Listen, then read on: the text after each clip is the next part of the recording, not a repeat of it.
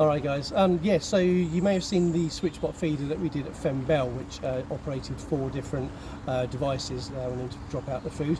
I'll link it in the comments below, but basically it used this little device here. So this is a Switchbot which works from an app on your phone, and this is actually a smaller version of that. So we've designed this one for the guys here at Birdworld, so it operates just one box, and it obviously has the mesh basket at the bottom there, so the food drops into the bottom and substrate and things like that can be put in it. So it's pretty simple. The Switchbot just goes into there, and if I take this out here, so this is the box which food is put inside, and obviously because it's got a closed lid on it, it can be done with live food, pellets, anything like that.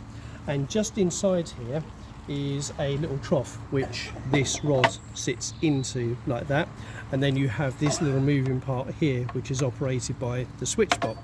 So all of those together, we put the rod through, pop it down into the trough, lift up that little bit at the back there, so I'm trying to do it so you can see, but it turns out I can't do that.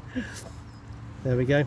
And then basically the screw which is on top of that piece there just hooks onto the back of the box. You can see the screw down there. So when that Switchbot goes off, it basically pushes this downwards and the box drops down, releasing the food into the basket at the bottom there. And then basically to clean this out, you have one of these bolts which is just screwed in to the HDPE here, so you just take that out, and like I said, you can put substrate in there if you want to. It's your chance to clean it out, change out what you want inside there.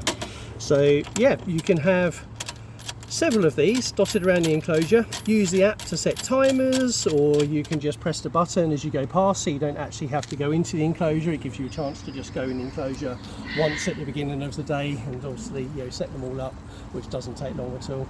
And then you have your lid, pops on the top, keeping it all nice and dry inside, and a Switchbot free of water. All good.